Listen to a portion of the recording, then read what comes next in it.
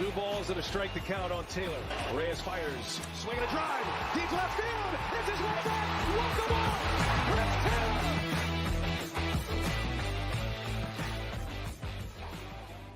What's up, everyone? Welcome into DodgerHeads live post-game show presented by DodgerBlue.com. My name is Jeff Spiegel, joined tonight by Anthony Witrado. Anthony, a little later than we were hoping to be doing this post-game show, but the rookie, Andy Pages, with a walk-off single in the 11th inning, and the Dodgers beat the Braves. So it's a good night to be together when you win, when you get a walk-off, and when it's against the Braves. Yeah, for sure. I felt like this was one that they really needed to pull out. Like it had been, coming off that trip back home, kind of the scene of the crime of that last road trip, and then to drop this one in that sort of way.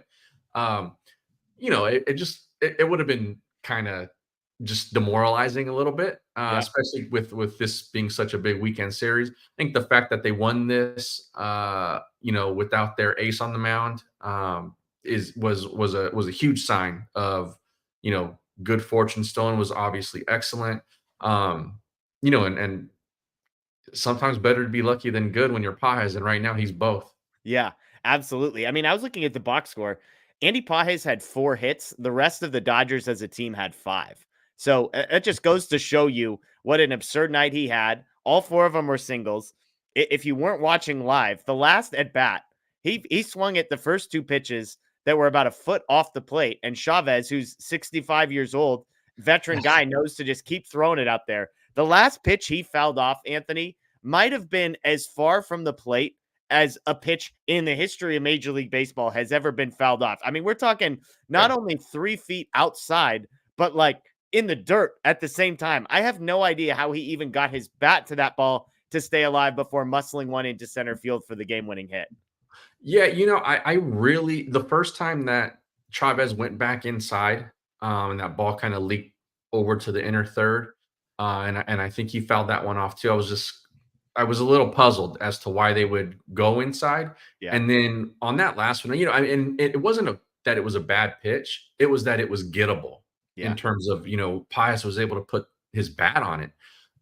He was in full on swing mode. And if you're the Braves and you're Chavez, a walk doesn't hurt you there. The runner's already on third. That's the run that matters. No one else behind him does anything for you. And so I thought that trying to go inside there was a little weird. I thought, why not throw the ball in the other box again? I mean, he's swinging at it every time. To that point, it was not a good at-bat by Pages. It was probably one of the worst that he's had of the season. And I say that because the bar is so high. He's had some excellent at-bats, and he had excellent at-bats tonight. He was just clearly about the moment. You know what I mean? He was trying to make something happen there, and probably just got a little antsy and really wanted to do something positive and send the people home happy. The Braves and Chavez with that last pitch did him a favor because, even though it jammed him and it was sort of a pop-up shot and that fell, he's throw a pitch that he's not going to get the bat on if you're the Braves. Yeah.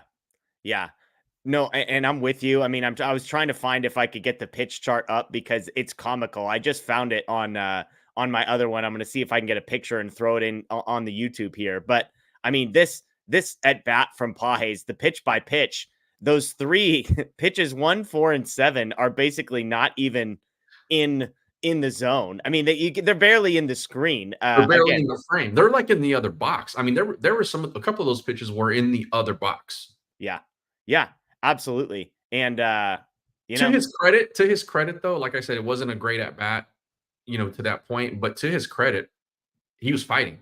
Yeah. Again, he was putting the bat on the ball, and so he did what he needed to do.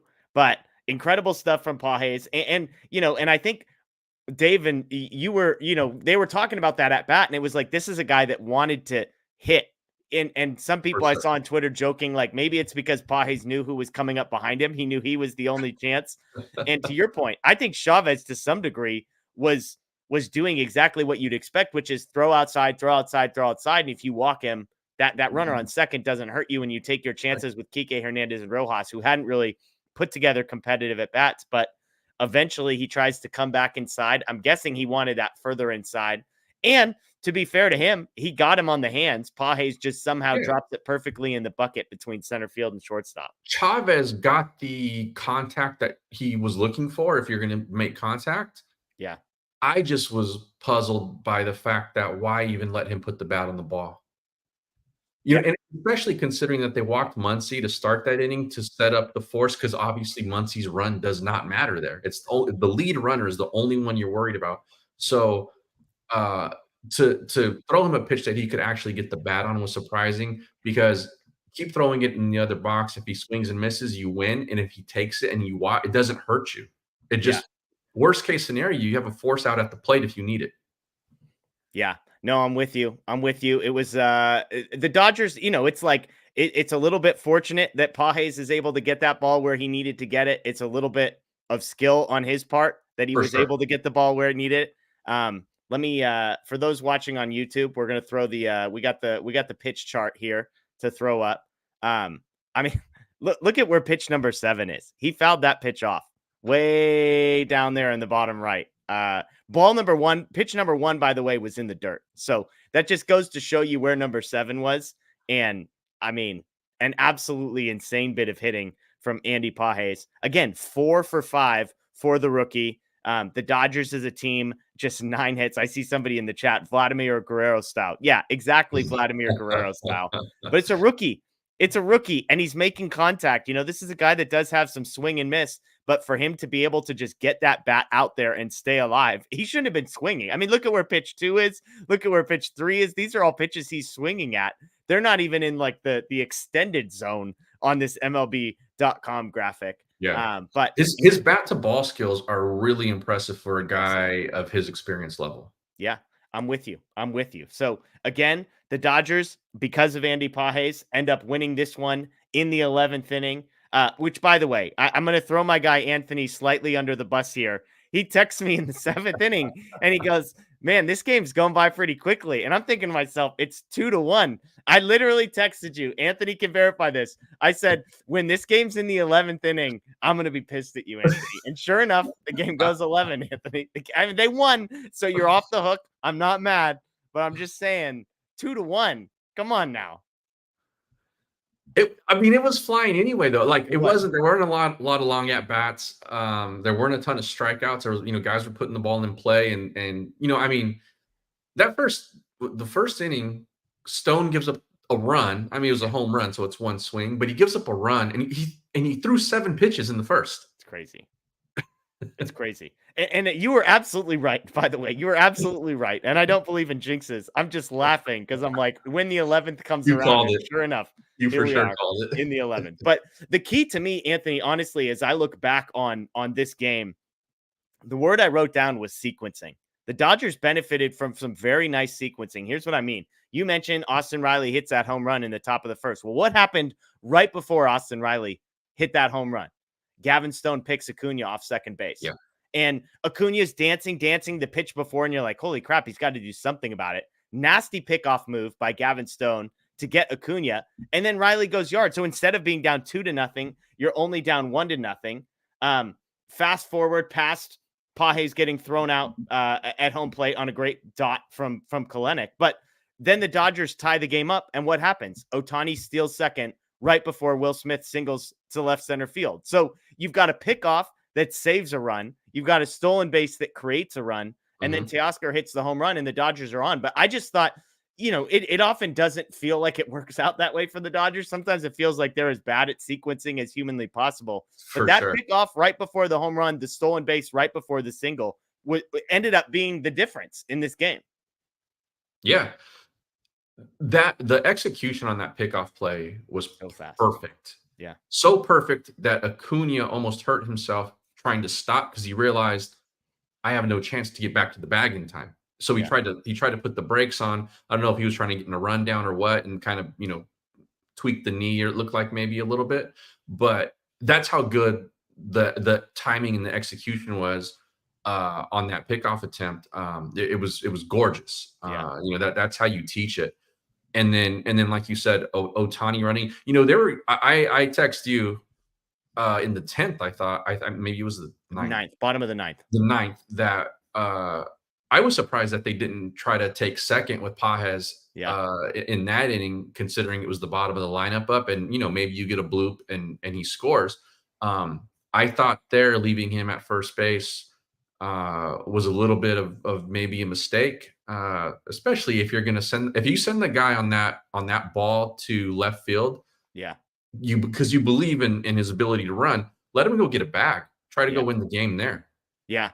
No, it was interesting, and especially just because they had already done it. To me, it was just that's how little confidence they had in Rojas and in Kike Hernandez that they said at all costs we can't risk Pages getting thrown out and Miguel Rojas leading off the 10th inning with the runner on second. They're like, nope, forget it. We're just taking our chances. At the very worst, we have Mookie, Freddie, and Ohtani due up in the 10th. So Dodgers up 2-1. Acuna hammers a Hudson fastball in the 8th to tie the game. Feels like the Dodgers might be able to. They put a runner in scoring position in the 8th inning, but can't convert. Ozuna misses a home run by about 5 feet on a ball that he just about smashed to left center field, but it falls short. So the Dodgers a little fortunate there. Both teams convert in the 10th. A big RBI single from Ohtani. I joked on Twitter. All the Ohtani haters had their "he's not clutch" tweet queued up, and with 2 strikes, the guy ties the game up the middle. Michael Grove in the 11th. Gets out of it with no runs allowed. And then in the bottom of the 11th, again, Pages, the hero. Real quick, because somebody tweeted this. This is from Greg. And I had forgotten about this. He said, luckily, the check swing wasn't called a swing. Pages had a check swing in that at bat. I have no idea what's a check swing and what's not a check swing. It's like maybe the least clear rule in all of Major League Baseball. But when they showed a replay, Anthony, I was like, they easily could have called that strike 3, and I wouldn't have had much of an argument against it. Yeah, it was. I thought when he checked it in real time, I didn't think he went, and then seeing it again, I was like, "Oof!" It looked like his wrist broke or whatever the rule is. Yeah, I mean, that is one of the weirdest and probably dumbest rules in baseball. That it's because it's so subjective, and there's no real gauge on what is a swing and what's not. If the overhead view with the bat across the plate, or he broke his wrist, or like, no, it's not always accurate, with those barometers there. And so the fact that he did not get rung up on that he was fortunate for sure. Yeah, absolutely. Absolutely. I'm sorry, our chat's being a little funky. I know we had a super chat from Laura. Here we go. Has Freddie had a big moment against the Braves? She wants to know. Laura, we appreciate the super chat. Glad to have you here, along with 1,043 of your closest friends here to talk Dodgers baseball on the post-game show. But, I mean, Joe Davis was talking after Ohtani came up with the single. Freddie comes up and sort of joking about, man, Freddie would love to do this, I'm sure, against the Braves. But tonight wasn't his night. I can't think of any big hits he's had against the Braves. Can you? Not off the top of my head, no. That's a good question. I don't think he's had that moment yet against them. Maybe he's saving it for October this year. Yeah, let's hope. Let's hope. Although, come on, I wouldn't mind just missing the Braves altogether in the postseason here. But let's go back to that 10th inning real quick. Laura, thank you for the super chat, by the way. Mookie shallow pop up with a runner on second. The Dodgers need to convert, and it's like, this would have felt like the most Dodgers ending ever, Anthony, if they come up in the 10th with Mookie, Ohtani, and Freddie Freeman and a runner starting at second base and can't convert. Mookie, infield pop-up, all the horrors immediately going through your head. Ohtani goes down to 2 strikes, and you're like, this is really how this is going to play out, isn't it? And then Ohtani is able to get that ball up the middle, which in a big spot, in a big game on Friday night against the Braves, I know the narrative around him is that he hasn't come through and he's expanding the zone, and some of that is true. But it just felt like you don't want to overemphasize what a moment like on, May 2nd or whatever, May 3rd for Shohei Ohtani, who's like the greatest player in the world. I don't want to exaggerate what this moment meant, but in the bottom of the 10th, down a run with 2 strikes to be able to come up with a clutch hit with a runner at second against the Braves, that had to have felt good. It felt significant to me in a weird way. Yeah, I think you're right. The people who are just waiting for people to fail. It's those sort of people. Yeah. They would have been all over this. Oh gosh, they could have. And the whole batting average with runners in scoring position narrative and all of that stuff. They mentioned it on the Spectrum or the I'm sorry, the Sportsnet telecast. Just good to see him come through there. A little bat to ball skill, same as Pages with that hit. He was also, I thought, a little impatient in that at bat. I think it was the first pitch of that at bat. He was flying wide open and the ball was tailing away. And just, he kind of had no chance to do anything with it.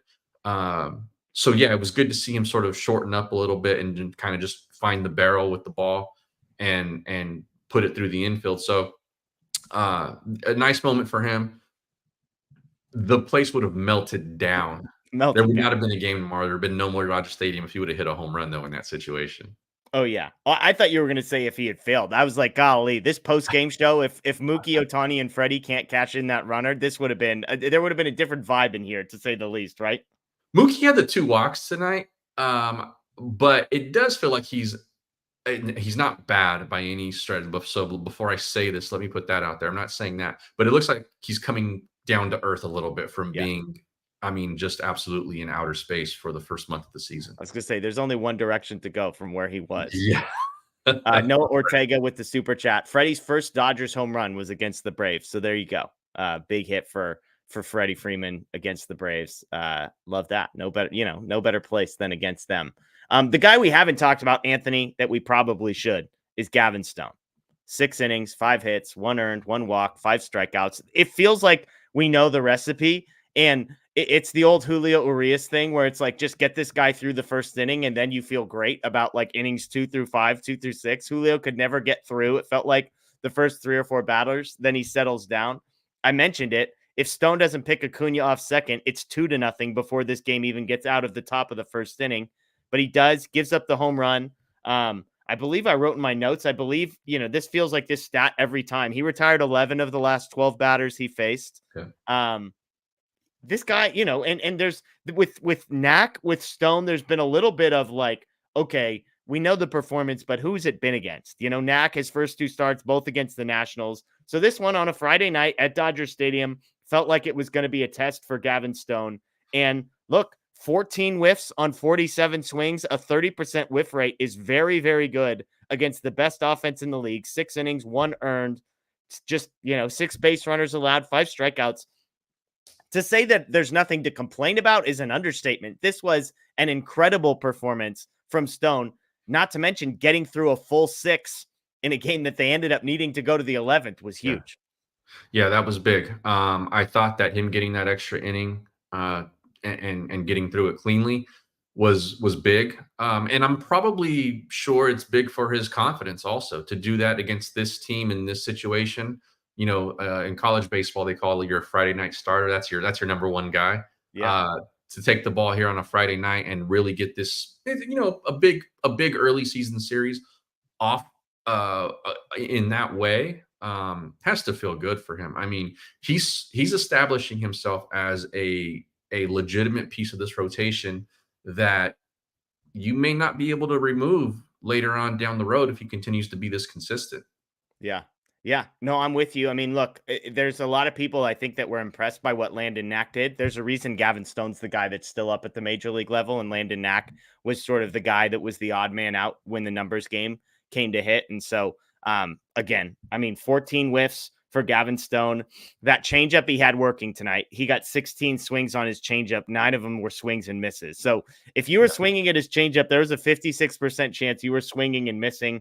Add in that he had 3 of them called for strikes, and it was a dynamic performance from him. A couple whiffs on the fastball, 3 whiffs on his slider, through 6 different pitches, according to Savant. Some of those might get recharted. There was a cutter, so that might get recharted, but just really impressive stuff. And again, 11 of the last 12 batters that he faced, all were retired. So great stuff from him. But then they handed it over to the bullpen, Anthony, and you could frame this however you want. How about this framing? The Dodgers bullpen tonight, Anthony, 5 innings, just 1 base runner allowed. Yeah. Nothing to complain about. Here's the problem. The one base runner circled the bases and smashed the ball to left field off of a reliever in Daniel Hudson, who's been struggling lately. So there was some good. Joe Kelly, good. Alex Vesia, good again. Michael Grove, good. Yeah. Huge performance from him. But Daniel Hudson makes this game more interesting than it needed to be. Yeah. And I stand corrected with the folks in the chat. You're right. Mookie had no walks. I think I was thinking of Ohtani there with the 2 walks. But yeah, the bullpen has been really good. I think as Dodger fans from early in the season and then just from like always, we have PTSD when it comes to the bullpen. Yeah. And it's just, I think it's hard to really feel. It's hard to really have that trust right now still, I think, at least for me it is. That's sort of how I feel.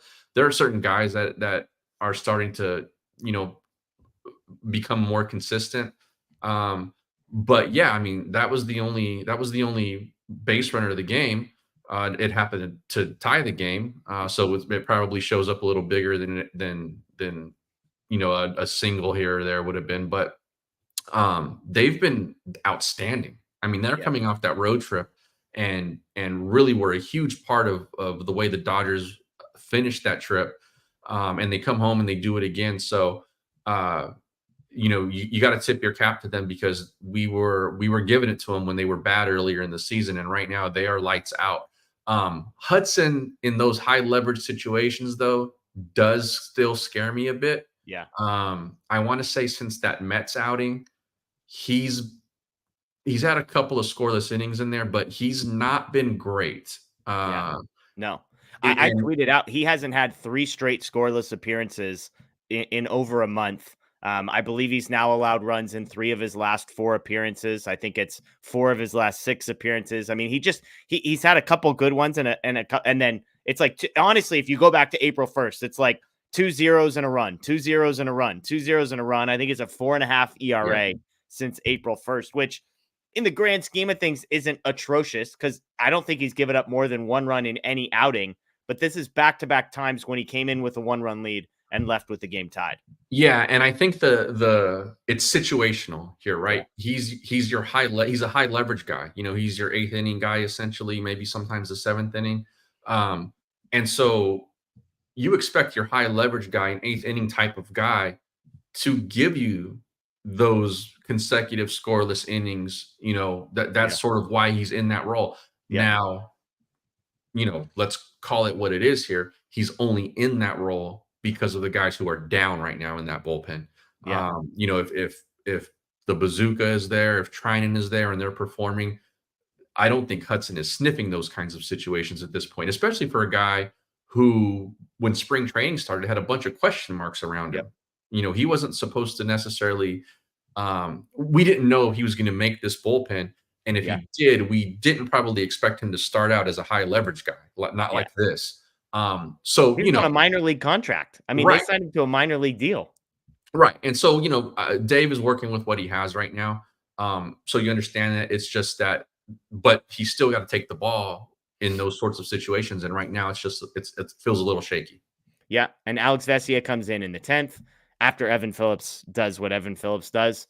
Vesia, obviously can't prevent the ghost runner from scoring, but he didn't give up a hit, didn't give up a walk. So it's a long fly out to left field, runner advances, long fly out to left field, runner scores. So it's like, it's maybe not the A+ performance from Vesia, but with the ghost runner, I'm not really blaming a relief pitcher who comes in and doesn't give up a hit or a walk or a hit by pitch in any way, shape, or form, Yeah, I thought that was actually a pretty good outing for him.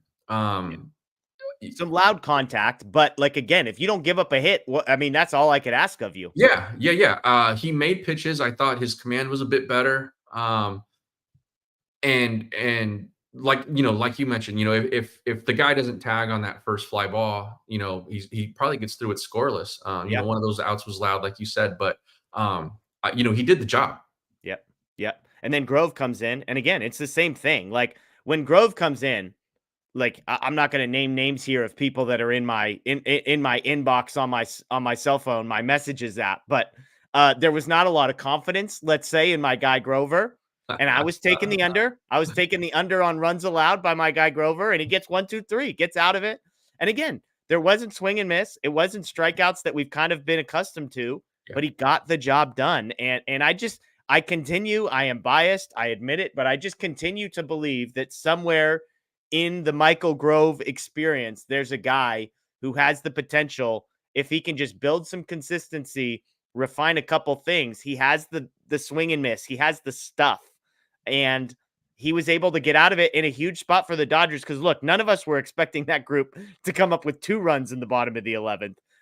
So unless you wanted this thing going 12, we needed a 0 from Michael Grove with the bottom of the lineup coming up. And, kudos to him, gets the win tonight. But it just felt like I was happy for him because I feel like the numbers don't totally reflect how well he has pitched for most of the season. So glad to see him get out of a big spot for the Dodgers and set up Pages for that victory. Yeah, and it feels like, I think part of it was he was still finding his footing earlier in the season. And also part of it, I think now, is that they're using him. They're setting him up for success, where I think earlier in the season, they were putting him in positions, not necessarily to fail, but positions where, it was very possible that he wasn't going to be as good as he could be. Totally. No, I'm with you. I'm with you on that one. So again, the headline here is the Dodgers get out of this one 4-3 walk-off victory against the Braves. Andy Pages, the hero. We do this segment sometimes, Anthony, and tonight feels like the right night to do it. 3 stars of the night, kind of like first, second, and third. Who's the podium if we're going player of the game? I think the number 1 player of the game is obvious. If anybody in the chat tries to tell me that someone other than Andy Pages is the player of the game, you're on the wrong Dodgers stream, I think. I don't know. We need to do a wellness check. Maybe you started drinking in the 7th inning and just kept drinking all the way through until here we are. I've got Pages in the number 1 spot pretty easily. Gavin Stone, I mean, is there an argument for anybody else in the number 2 spot, Anthony, for performance tonight? I can make an argument that Pages should be number 2. Okay, who are you going? Are you going Stone number 1? I'm going Stone number 1. Okay. I don't think anything Pages does matters if Stone, poops the bed tonight. Yeah. Against one of the best teams in baseball. He was shut down, especially after that home run. I don't think you don't put Pages in that situation to do what he did at the end of the game if he's not 6 innings, 1 run. I mean, that was a flat out, aside from like maybe some strikeouts, that was a flat out dominant performance by him. Very, very impressed by what he's done lately. To me, it starts and ends with starting pitching. Yeah. And he gave them a chance to win this game with what he did for 6 innings. And, offensively, other guys drove in runs before that. Tejo had the big home run also. And that Pages had a sort of jam job blooper. Like I said earlier, sometimes better to be lucky than good. And he's being both right now. Yeah. But I always, if you get a dominant pitching performance, I always tend to side that way before I do, with the hitter. Yeah. Look, I think that's a fair argument. If we weren't talking about 4 hits and a walk-off, then I think I would probably, if this was 1 for 5 with the walk-off or even 2 for 5, I get it. But we agree on the top 2. We disagree on the order. Where it gets interesting, I think, is number 3. Because I would make the case. I'll make the case for 3 people, and you tell me. Okay. I'll make the case for, I think 3 people. You got Teoscar, who hits the home run. He's 1 for 5, hits the home run, though, puts the Dodgers up. Big swing, all by himself. You've got Ohtani, who's 1 for 3 with 2 walks, so he reaches 3 times. He has the game-tying single in the 10th inning, come from behind, forces the 11th inning. And I think number 3 has to be Michael Grove, shutting down with the ghost runner on second in the 11th inning. So, I don't think I'm missing anybody else there. If you had to choose between those 3, or if you want to go up, Will Smith's the only other guy I could think of. He had the other RBI, but if you go 1 for 4 with a walk and an RBI, I think he's 4th on that list of guys that I just mentioned. So I think you can make a case for Ohtani, extra inning game tying. I think you can make a case for Teoscar because he has the long ball. And I think you can make a case for Grove because of the shutdown inning in the 11th with the ghost runner on. So if you had to choose between those three, who gets the bronze medal tonight? Because he was put in the situation with the ghost runner, it's Grove. That was a huge shutdown inning, and it allowed the Dodgers to just need the one run to win. And that is big. You know, in this is the third season, I think, with this ghost runner rule in place. And we've seen enough of it now to know that if you can get a shutdown inning, it's massive. I mean, it is so big. And I think putting him in that situation, highest of leverages against that team, against that lineup, doing what he did, and then giving Pages the chance to do what he did. I think for me, he's the third. And like I said earlier, I tend to side with pitching if it's big. And he was clutch tonight in a really high leverage situation. You know, when we talk about not being able to trust the bullpen fully yet, it's not right now because of him. He's been a guy who's ramped up, and he's started to be consistent. And again, as long as they're using him correctly, a guy that you are starting to be able to trust in those kinds of situations, and he showed why tonight. Yeah, I'm with you. I think Alex in the chat may have convinced me that Ohtani deserves it because he mentions the stolen bases. Ohtani not only getting the game-tying hit, but also stealing second to get in position to score the first run. The second stolen base, if we can all be honest here for a second, was him getting picked off. So I know it goes down. Yes. I know it goes down as the second stolen base.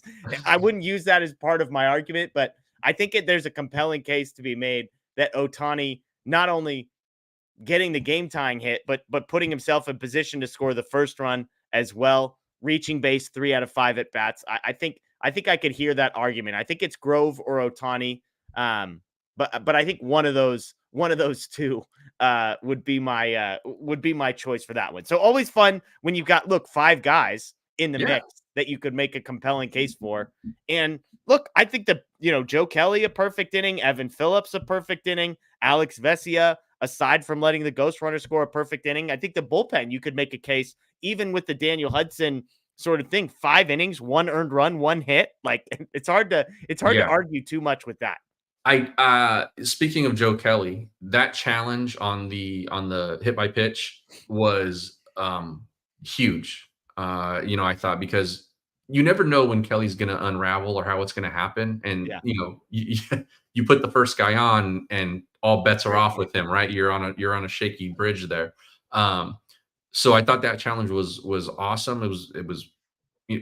We saw the replay and it was clear. It was pretty clear what had happened.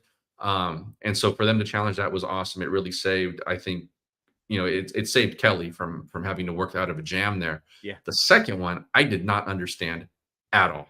The transfer? The transfer ball, I got to imagine it's just like at that point in the game, you're like a 5% chance we're right, but just take your chance because you don't get to take this thing with you. I mean, that the only thing going through my mind is just that the Dodgers are thinking, what are the odds we have another challenge even like possible? And if we can preserve an out here, it would be exponentially valuable. I don't know. Yeah.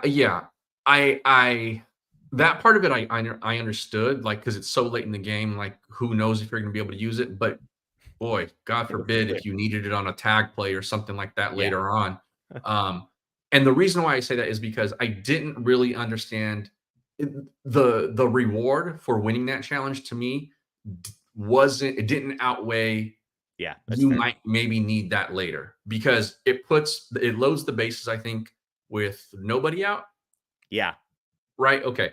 So you still just need the 1 run from third to be in. Yeah. And in that situation, you don't use the challenge. Let's say you still have it in your pocket. A fly ball still gets that run home. Yeah. And it would have been bases loaded, no outs if they had won the challenge. That was the first out. So they were on the corners with 1 out. Yeah, totally. And again, I said, even if there's a 5% chance, whoever's up in the booth needed 1 replay to look at that thing and say, hey, 0% chance this is coming back, So right. I don't know who's making that call for the Dodgers, but maybe we need to reevaluate that person's position in the organization. Yeah. And that's the part I probably should clarify. It was obvious after 1 replay that was not the right challenge. Totally. And that comment, by the way, a great point as well on pinch running Chris Taylor there for Miguel Rojas. It seems obvious, but look, sometimes people don't do obvious things. So the fact they get Chris Taylor in the game, he's able to score. in a big spot was a good one there for the Dodgers. So good stuff all the way around. Let's do some injury updates real quick before we get to question and answer. Again, thank you to everybody here joining us on YouTube, on Facebook, on Twitter for the DodgerHeads Live post-game show. That's Anthony Witrado. I am Jeff Spiegel. Injury updates before the game: Walker Buehler, Clayton Kershaw, Bobby Miller, Jason Heyward. So let me run through these, Anthony. I'll get your thoughts. Kershaw and Walker Buehler playing catch together before the game. This is what Dave Roberts had to say.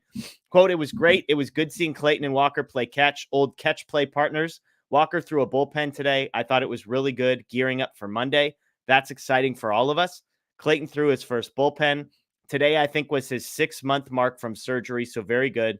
I think it was 15 throws. He came out of that one well. And then Bobby was off the mound. So today was a good day for all of us." That last sentence sums it up, right? Walker Buehler throws a bullpen, is ready to come back. Clayton Kershaw throws his first bullpen. Bobby Miller throws the bullpen off the mound. Like, that's check, and check for a good day for the Dodgers. Yeah, and it sounds like they're all, the staff is feeling really good about where these guys are. That's positive. I really hope that they just sort of ease Kershaw into this thing. They're not in a major need for his arm right now. We want him come September and October to be ramped up and ready to go. But the fact that he did that is a good sign.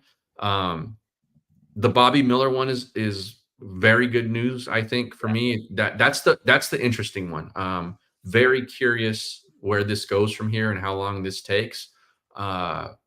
You know me. I am a skeptic of the Dodger injury reports. Yep. And so, the fact that he did that today was a really good sign, because he is a guy I think the Dodgers need back sooner rather than later. However long that ends up taking, he's a guy that they do need to get them through the summer. Unlike Clayton, where I think you can ease him back in, and his main objective is later in the season. So all good news all around right there. We just need some good news on the bullpen front now. Yeah, no, I'm with you. There were more updates on Bobby Miller, by the way. Just lost the quotes. Give me a second here. Other notes on Bobby Miller. I'm not sure when his next bullpen is. I think he's going to continue his progression. Once he starts facing hitters, I think it'll ramp up quicker. I don't think it's been that long that he's been shut down, so I don't think the buildup will take really long. So that's good news with Bobby Miller. That's really good news, because what that tells me is that they're projecting this out now to where he's not going to be down that long before he starts facing hitters. Yeah. And that's a big positive. Yep. Absolutely. Some Jason Heyward updates. Jason hit today. I saw him running earlier, full speed, pain-free. He'll be taking BP soon on the field. I would assume this week for sure. Then there's a simulated game at some point. I would assume next week. And then from there, if all goes well, we continue to ramp him up. He's taking a couple big steps as far as pain-free and how his body is moving. So he's in a good spot. Again, I think I already know what the very first question we're going to get asked, Anthony, is, as I give that Jason Heyward update, is, well, what does that mean for Andy Pages? Look, if Andy Pages goes 4 for 5 on a night like tonight and gets the game-winning hit, Andy Pages ain't going anywhere. I don't know what they do with the rest of those guys. Like, I'm not saying I have clarity on that, but I can assure you that the answer to the question of what happens to Pages when when Jason Heyward comes back is not he's going to Oklahoma City, right? No, we talked about this last Friday, I think. Yeah. He's going to have to play himself out of that spot. And when Heyward comes back, he's going to, he'll be maybe a defensive replacement or something like that, where you can maybe even slide Pages over to the other corner, depending on who's playing that night, those sorts of things. Say all that just to say Pages is earning himself a regular spot, even when Heyward comes back, They'll figure that out. It's going to be a good problem to have, and Heyward may end up in that sort of Chase Utley role where he's the veteran on the bench and he can give you some production when he's called upon. But he is not going to be a regular starter if Pages is doing this kind of thing. And it's not just the 4 for 5. He is giving you competitive at-bats. I mentioned that last one. It wasn't a pretty at-bat. It probably wasn't a good at-bat. Had he not done what he did, right, it was not a good at-bat. Let's be real here. Let's call a spade a spade. but his bat to ball skills in that at bat were incredible. Yeah. Incredibly impressive. But that at bat aside, he's put together some really mature plate appearances since he's gone up, since he's come up. It's been the entire time he's been here. I've been super impressed with his poise in the box. His patience. He doesn't chase a ton, which is why this at bat was kind of surprising. I mean, he was extending the zone by a lot. But aside from that, he's been a pretty disciplined hitter. He's gotten short when he's needed to get short with it. And I think he just has a really good sense of the zone, a really good sense of what he's being asked to do. Cause he's not, he's also not afraid to come out of his shoes when the situation is there for him too. He's just a really mature rookie right now. I've been incredibly impressed by him. Do you know, Anthony, have you heard this stat? Do you know how many walks Andy Pages has this season? Is it like one? I think he's at 65 plate appearances. He has 0 walks. 0 walks. So it's just a hilarious thing because part of his deal is that he has been decent at like he's kind of the high strikeout, but classic Dodgers where he does walk a little bit. Yeah. And yet, 0% walk rate and a 22% strikeout rate so far this season. So, well, I was going to say his strikeouts have been down since he's been up also. Like, I mean, he's not walking obviously, but it's not like he's striking out, a third of his at bats, and that I was going to ask what that was, 22%. I mean, especially for a rookie that's known for swing, that's pretty good. No, I mean, look, and that would have gone down a little bit tonight with the 4 for 5, but 21.7% strikeout rate coming into tonight. 2023 at AA, it was 22.5, 24.5 the year before that, 24.5 the year before that. So, I mean, this is his 2020 didn't play, 2019, 28% strikeout rate. So he hasn't had this low of a strikeout rate at any level of the minor leagues dating back to 2018 was the last time. That was his first year in the organization, the only time he's had a lower strikeout rate. So obviously, I would say with part of that, there's some aggression coming, but it's going to go both ways. There's going to be more walks. There's going to be more strikeouts. And, he's going to walk because teams are going to start, the book's going to get bigger and they're going to realize, they can't just beat this guy. He's not that kind of rookie. And I think with him already having a pretty good feel for the strike zone, those walks are going to go up. The OBP might raise a little bit. But he's also really saved the bottom third of that lineup. Yeah. Because, remember 2 weeks ago, I mean, people were pulling their hair out about 6, 7, 7, 8, 9 in this Dodger lineup, not being able to produce at all. And he comes up and he immediately starts to change that narrative. And I think it maybe got a little contagious because now the bottom of that lineup has, it's not like they haven't been great, but they've been better. Yeah, I'm with you. I mean, and tonight I had in my notes that I don't even really want to talk about anymore because they ended up winning. But the decision to move off of Outman and off of Gavin Lux when they did, and Rojas and Kike were just uncompetitive at bats. 4 guys left on base between them, 0 for 4. So that felt like I understand the decision, and yet it sort of felt like it came back to bite them. That said, Kike makes an incredible play at second base to get the second out for Michael Grove in the 11th inning. So, and obviously having Rojas's defense in there, you're not going to complain about as a net towards the end of a game, especially a close game like that. So, and we said, probably 3-4 weeks ago, when the talk was, Rojas should be the permanent, one of the permanent infielders because at that moment he was hitting and he had a couple of homers and all that. And we said, well, if he starts to get regular at bats or more at bats, we'll see why you don't want that to happen. And I think now we're starting to see that a little bit. He's regressing some, and hopefully that he still ends up being an above average offensive player for the Dodgers. But that's why he's mostly glove first. Yeah. I do have to say, by the way, real quick, extra innings had one benefit, which was I had a little same game parlay going and we needed the over to hit. And so the fact that it went 2-2 and then we got 3 ghost runners getting across. I had an alternate total at 6.5, and we got there, Anthony. Okay, we got there as soon as the Dodgers tied it up in the 10th. We knew we were home free. So shout out to the Ghost Runner rule for putting the SGP in the positive side there. There you go.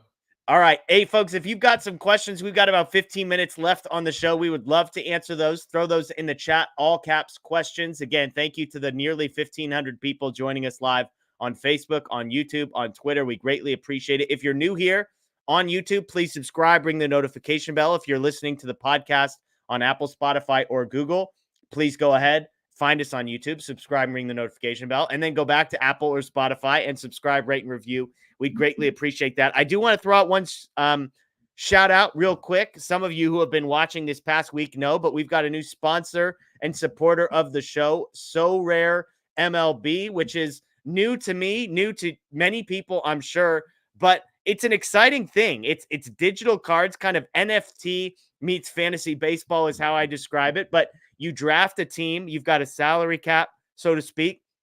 You get to pick a bunch of cards. You get to keep those cards forever. You build your team every weekend, every week for a lineup, and then you compete against other people to get extra cards, to get experiences, to get tickets. Stay tuned to the Dodger Blue Twitter page because there are tons of, we're doing a sweepstakes giveaway where we're giving away money to buy new cards. We're giving away tickets to games of your choice.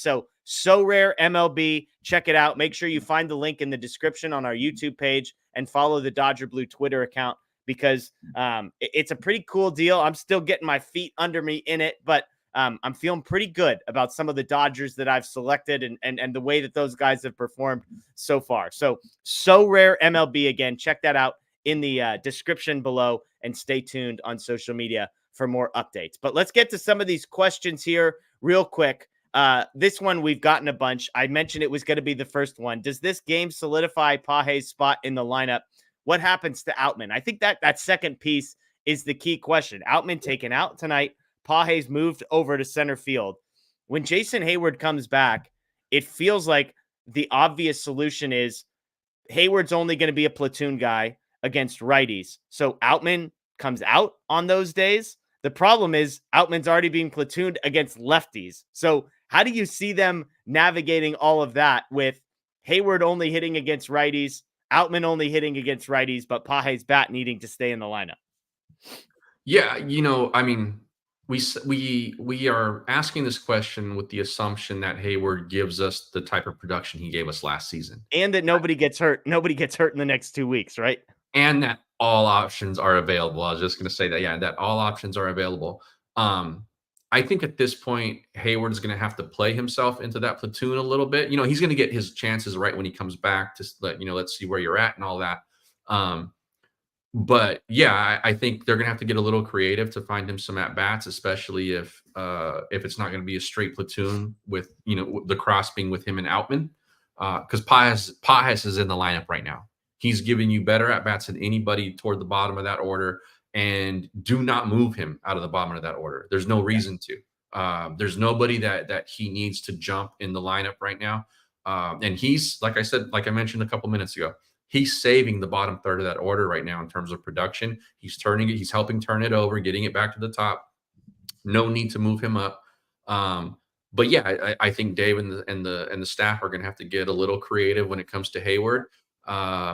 And again, it's going to be up to Heyward to show that he needs to be in the platoon order, in the platoon rotation, because he's producing.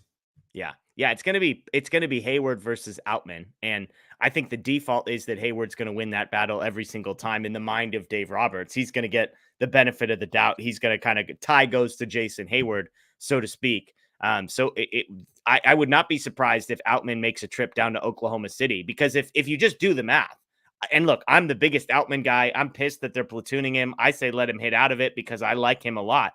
But if you do the math, they can't send down Heyward. I know everybody wants to believe that Chris Taylor would just accept an assignment or they should cut him. I would do one or both of those things if it were possible. I don't think it's realistic.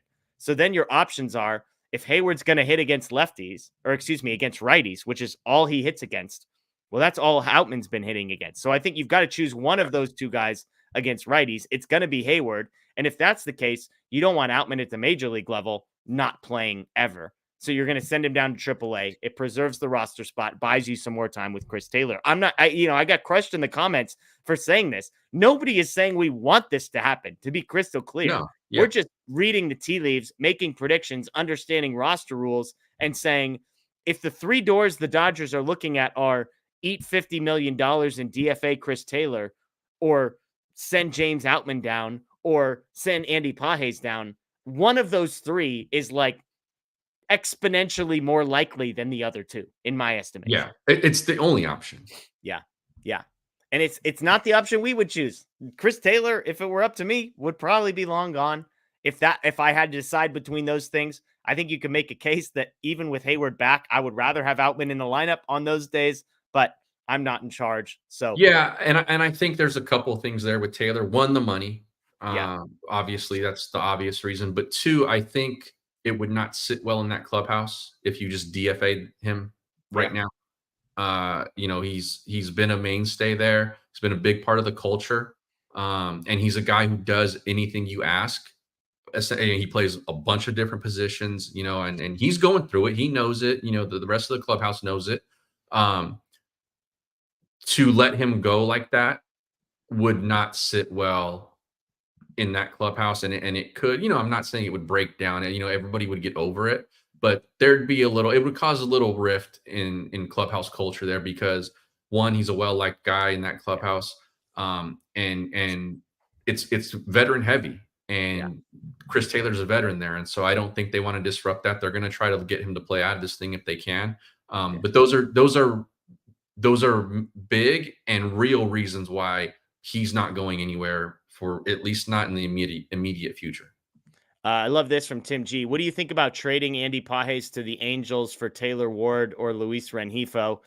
For those not picking up on this reference, this was a trade prior to Mookie Betts that was agreed to. It was Jock Peterson, Ross Stripling, I believe, and Andy Pages that were all headed their way to Anaheim in exchange for Taylor Ward, Luis Rengifo, and Artie Moreno got cold feet because the Dodgers were dragging their feet, waiting for the Mookie Betts thing to work itself out. Moreno was pissed. So he said, screw it. We're not making this trade anymore. And guess what? Now the Dodgers get Andy Pages and the Angels get Taylor Ward and Luis Rengifo. So a fun bit of a history that I think tastes even sweeter now, Anthony, than it has, because Pages has kind of developed into, at least for the first few weeks, the guy that everyone was sort of hoping that he would become. Some other questions here. Dong wants to know, what's the likelihood Pages would have been called up had Heyward not been injured? I mean, he wasn't getting called up until somebody got hurt. Because again, they weren't going to DFA Taylor. They weren't going to DFA Kike. I suppose unless you thought James Outman was going to get optioned down to AAA, that was the only pathway short of an injury, right? Yeah, I think so. And this is the Dodgers, so they would have found an injury. Yeah, exactly. I seriously, and it's not just them. I say that, but it's all 30 clubs that do stuff like that. They would have found a way for him, I think, because Heyward was going to be hitting in that bottom third of the lineup too, and Pages has been up for 3 weeks or something like that. Yeah, it's like 65 plate appearances. Yeah, so you weren't going to go that long still and have the bottom of your order struggling without trying to do something else. And so let's say Heyward was part of that struggle. Something would have happened, hey, Heyward's not right now. He's going to go back on the IL. Now we're going to bring him up. By this point, assuming that bottom third of the order was going to continue to struggle, they would have found a way to get him up, assuming he was going to continue to rake in Oklahoma City, which, seeing what he's doing here, I have no reason to believe he would not have. Yeah. It's a great question from Larry. He says, do you think the 1-2 combo of Glasnow and Yamamoto can be as dominant as Greinke and Kershaw from 2015? Your face tells it all to me, Anthony. Andy McCullough was on our show. He wrote a book about Clayton Kershaw. Everybody should go pre-order it. It comes out this week. And if you haven't seen the interview yet, watch it. Andy's awesome. The stories are awesome. I forgot until I was reading that book how awesome Greinke and Kershaw were. Zach Greinke, in 222 and 2/3 innings across 32 starts, had an ERA of, wait for it, 1.66. Clayton Kershaw was third in the league in ERA with 2.13. Kershaw put up an 8.6 wins above replacement season, got robbed of the Cy Young by Jake Arrieta, who had a 7 wins above replacement, 1.77 ERA for himself. Arrieta was great, but I mean, 1.66 and 2.13 ERA for those two guys is ridiculous. As far as one season goes, to answer this question, you're going to be hard pressed to find two pitchers as good as that. Crazy for just one single season. I mean, that was utter dominance. Was that the year Arrieta threw the no-hitter? I believe so. I mean, and it was like the outlier of all outliers for him. And Arrieta was great, 1.77 ERA. Yeah, he was great. It's just funny, like once you get past the 22-6 record for him, Clayton Kershaw was 16-7. Like it's the Matt Moreno stats that loved Jake Arrieta that year, and all the Blake Williams stats loved Clayton Kershaw even more. I covered that no-hitter for that Arrieta threw at Dodger Stadium, where no one knew it was a no-hitter because everybody assumed that that one ball should have been ruled a hit. Everyone thought it was a hit. Anyways, that's two Cy Youngs that Kershaw lost out on to people he was pretty clearly better than. Yeah. And it was August 2015, Cubs 2-0 was the no-hitter for Arrieta there. The other one was R.A. Dickey, which was just absolute. That was a vomit-inducing vote. I'm with you on that one. Let's get to a few more questions here. David sent me a picture of eggplant parmesan that I mistook for chicken parmesan, and I was like, well, let's get our guy Blake in here because he's the chicken parm expert. And he's like, that's not chicken parm. Blake's never had this before. Or he said that I was like, well, it looks like chicken parm. Eggplant parmesan. Yeah. I think Blake's running the Dodger Blue account, so he can defend himself if he would like to. Has Blake ever had eggplant, period? I would say 0% chance. There is a 0% chance that Blake has ever had eggplant parmesan. Are you an eggplant parmesan guy, Anthony? Yeah, I like it. I don't really eat eggplant for any other reason.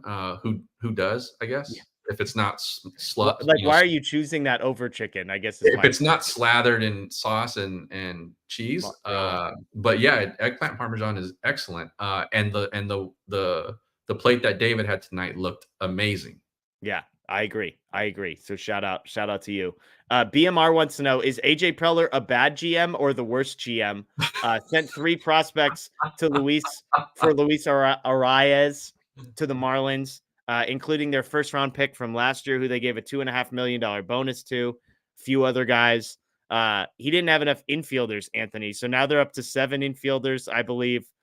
Former batting champ, good player. They need a DH. So, but it's just hilarious that AJ Preller, on May 3rd has refused. Is just, if he wasn't already all in, he just took the shirt off of his back and threw it into the middle as well, adding on to the chips that he already pushed in. Well, yeah, I mean, Matt Kemp called him a rock star, dude. So he's, there's something to it there. He's choosing violence. Yeah. AJ Preller is choosing violence. This team didn't need that trade. Yeah. And now, when assuming he realizes that that's not what they need, they're like 3rd in runs scored or something like that. Like their offense is fine. Yeah. When they realize they need pitching, like you just traded 3 prospects, and they have others, but it's such a weird organization right now. Yeah. And I see our guy Scott in the chat, and I know Scott loved the AJ Preller move today. So Scott, throw your comments in the chat because I know people will appreciate those. The AJ Preller fan club, Scott Gearman, not a member of that one. Me wants to know, is Miguel Vargas ever coming up? Look, we were just talking about they're going to have too many outfielders than they know what to do with a few weeks from now. So it feels like he's going to move where maybe he's number 1 in line waiting to get his chance, but feels like he's about to bounce back to at least number 2 once Heyward comes back, right? Yeah, he may also be dangled. Yeah, that's true. Here's Scott's thoughts, by the way. Preller is a bozo. Let's never act like he's cooking. Could not agree more, Scott. Could not agree more. But hey, it's like if you're not going to be there in 18 months to see this thing burn to the ground, you might as well fire all your bullets before you go. How many chances though does he? I mean, the ownership group just keeps reloading his howitzer. It's amazing. The And fact that he traded their first round pick from a year ago, who they gave $2.5 million to, is just like somebody the guy I was with tonight compared. This is like, I felt like the perfect comp, and you're an NBA guy, so they're the Phoenix Suns. Okay, I was gonna say they're the Clippers.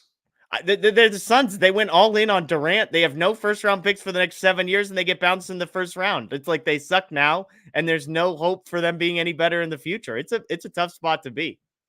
Yeah, the amount of star effery with all three of those franchises, the Padres, the Clippers, and the Suns, is questionable at best. And all three of those general managers should be. There we go. Scott says, are they going to trade Ha-Sung Kim now? Try to reload what they yeeted? Hey, everyone knows I wanted Ha-Sung Kim, baby. AJ, cook, buddy. You're smarter than Andrew Friedman. Make a trade with him.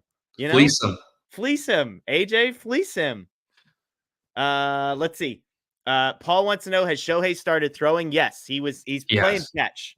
So we've got that going for us. Ederica, what's the permanent role you think Grove will have not only this year, but moving forward? And then a pitching line prediction for Buehler's return start. I feel like the first question is pretty straightforward. We all just want Grove to be a 1-inning guy, right? Like, just go out there, let him be the guy that you ask to get 3 outs, throw your nastiest stuff, your hardest fastball, get us 3 outs, and move on, right? I mean, I feel like when he's been in that role is when he has found success. Do you agree with that, Anthony? Yeah, I do. And they're using him correctly now. I think, not that it was hard to figure out, and we all saw it pretty early on, but he's getting put in those positions now to succeed. I think would not surprise me, because he's good enough. He's got the stuff, right? And so it would not surprise me to see, like, come August, if he ends up in one of those leverage roles, like 7th, 8th innings. Yeah. We'll see what happens with Trinan, and at this point, I'll be surprised if Gatterall pitches at all this season. But that there's an opening there, and if Grove can continue to be consistent like this and put up zeros, he may end up in that kind of role before the season's over. Well, I saw somebody, with the Stuff Plus metrics, that basically Grove's worst pitch is his fastball. Like, both his slider and his cutter are both like really, really good. They grade out as pitches really, really well. And when you pair that with a 97-mile-an-hour fastball, I think it's just flipping your usage a little bit so that you're like 80% breaking stuff. And then the 97 is just to keep you honest once or twice in at bat. So we'll see. But yeah, I'm curious. GI wants to know, any interest in picking over the carcass of the Marlins roster now that they appear to be in a rebuild? I don't know. Is there much to pick over there? I mean, all their pitchers that we wanted are all hurt. I guess there's probably some bullpen arms we could go get. Yeah, that's what are they doing too? Yeah. At least the Padres are trying to win. Yeah. It's give up on May 3rd in a sport where like 80% of the league makes the playoffs as well. Right. I mean, they suck right now. Don't get me wrong. Like, my buddy's a Marlins fan, and he basically said they shouldn't be favored over anybody short of maybe the Rockies. And I believe they got beat by the A's tonight, who are good, but whatever. Yeah. So they're terrible. And like, Arias is probably one of those guys that you try and cash the chips on. But the funniest part was, somebody tweeted, you remember who they traded for Arias? It was Pablo Lopez. They traded Pablo Lopez for like a year and a half of Arias, who Pablo Lopez is freaking awesome as a starter. And they got like a batting title and a 19-year-old first round pick for him. You get rid of Kim Ning and your franchise just. Oh, trust me. That whole organization is such a dumpster fire. I mean, you want to talk about it's just, what are they doing? Like, they continue to hit the reset button. And like I said, like, we can sit here and make jokes about Preller, and it's fun to do that. Like, let's keep doing it. Yeah. But at least the Padres are doing dumb things to try to win. The Marlins are just doing dumb things, period, and they're terrible. I agree. Noisy Ninja with another question. So if the Rangers were spending money during the offseason, Kershaw would have signed there. The short answer is maybe. If you see the interview that I did with Andy, there's a part in the book where last World Series, Andy was in Dallas, so he met up with Kershaw the night of game 1, he said, "Hey, what are you going to do next year?" And Kershaw said, "Gun to my head, I think I would go to Texas. I would stay here in Texas. I think I'm ready to leave LA," is what he said. And then the Rangers regional sports network blew up and all sorts of little dominoes fell that it feels like he wasn't pursued by the Rangers in the same way he was pursued by the Dodgers. I don't think there's a clear cut, hey, if they would have offered, I would have gone. But if you read between the lines, the Rangers definitely were not as aggressive this past offseason as they were the offseason before. And I think that meant something to Kershaw. The loyalty, the fact that Friedman trusted him. Yeah, I think a couple things happened aside from that. The TV contract blow up situation was the Marlins. The Rangers won. Yeah. That was a huge, huge turning point in terms of how they were going to go about that next offseason. Yeah. And he caught Kershaw like a few weeks after, the meltdown. And there might have been a little emotion still left in there and in those words. I think as the offseason played out, he might have said like, I got unfinished business there. And I think he strikes me as the kind of guy where he really would value staying with one organization for his entire career. I can't say that about everybody, but he strikes me as the kind of guy who would see some value in that also. Yeah. Yeah. And I think, there's all sorts of factors. The other piece was the shoulder surgery. The Rangers doctor was one of the guys that he got an opinion from who said, "Hey, you're going to be done for the year." The Dodgers guy basically said 6 months you could be throwing, which is exactly what's happening right now. So I think that played into it as well. Again, Andy McCullough's book, cannot recommend enough. John Bleeding Blue, we'll go with this, the last question, unless we get a good food one to send us out of here on. But he says, Ohtani's hitting 184 with runners in scoring position and has never had a walk-off in his career. Is this true? I'll take your word for it on the walk-off piece. He played for the Angels. They didn't have many walk-offs. Fair. That's a great point. You have to be on a team that wins games at some point in order to have walk-offs. I love that. Look, I quoted this stat a few weeks ago. For his career, he's hitting 289 with runners in scoring position. For his career, he has a 161 weighted runs created plus with runners in scoring position and an OPS over 1,000. So if we want to talk about a sample size of 38 at bats coming into this one, which by the way, gets the game tying single in the 10th inning, he's going to be fine, people. He's going to be fine with runners in scoring. He's going to be fine in every situation imaginable. Yeah, I agree. It looks to me like he's trying to do too much in those situations. Like, he knows what his contract is. He knows what he means to this franchise in terms of now becoming this behemoth.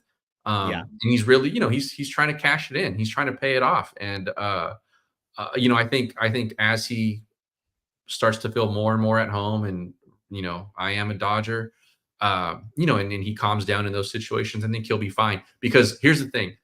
He's going to have a lot more of those kinds of situations than he did with the Angels, just because of who hits in front of him and the depth of the lineup. He's going to have a lot more of those situations. And so, I think that those numbers will start to tick up and we'll forget that he started this way. Yeah, I'm with you. All right, we got 2 fun food questions here. The first one's simple. Dong wants to know blue icy or red icy, Anthony? Man. I'm going to make you answer this one first. Dang, red.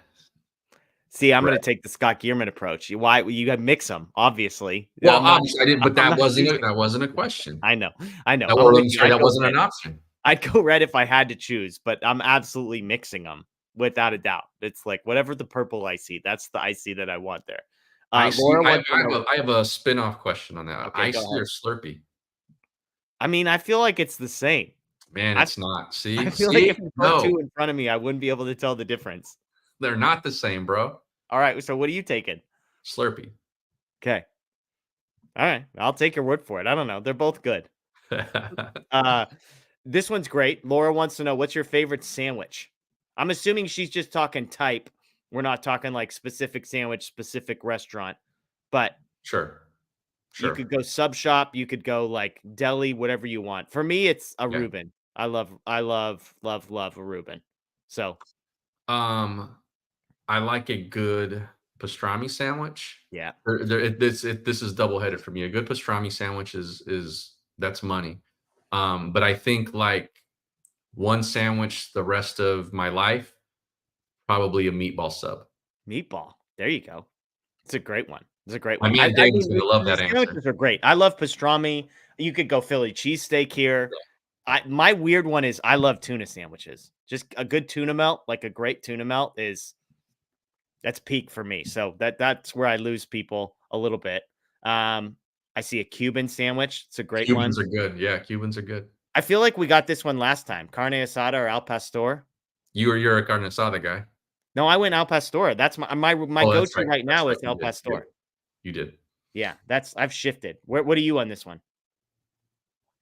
I mean, you can't go wrong. The answer here No, is yeah, you can't go wrong. I would probably say carne asada only because I'm pretty picky about pastor. Like I have to be at the place that I know makes it yeah. a certain way for me to order it. Like I feel like if you get carne asada, that's sort of a universal one. Yeah, you can't really go wrong. Yeah. Yeah, I'm with you. There was one other good one that we just got. Oh, this one's like the easiest question I've ever been asked in my life. So I'll let you answer. Cake or pie, Anthony? Cheesecake. Okay. I mean, that Blake What will is agree with you. cheesecake? First of all, I don't like cake and I freaking love pie. I think apple pie and ice cream is like the single greatest food on the face of the earth. So Yeah, if we're but yeah, cheesecake is the only kind of cake that I like. So okay. Yeah, if we aside from cheesecake, if we're calling that a cake, then I'm a pie guy. cheesecake or cheese steak, Anthony, if you had to choose. Cheesesteak. Yeah, I'm with you. I would take the salty over the sweet any day. Do you okay now do you do like the real Philly kind with the cheese whiz, or are you like, no, I'll take the provolone or whatever? If I'm in Philly, I have no problem. I will not anywhere outside of Philadelphia. Okay. I want no cheese. I do not trust anybody to get that right. Just give All me right. That's regular fair. cheese. That's That's my fair. deal. Yeah. And I've done both the places in Philly, and I'm going to be honest, I can't remember having a strong opinion other than that they were both awesome. Gino's and what are the two that are what is it? Geno's and Pat's. Gino's and Pat's. Gino's and But Pat's. like those aren't I don't think those are the best cheesesteak places in Philly. We went one other place that my uncle, who's a Philly guy, that was his favorite place. Okay, So, there you go. and yeah. I forget what it was called. Yeah, you gotta whenever you're doing like tacos in a place that's predominantly Hispanic, or a Philly cheesesteak in Philly, that kind of thing, a deli in New York, that kind of go where the locals go, and no locals go to Pat's and Geno's. Yeah, that's a good point. It's a good point.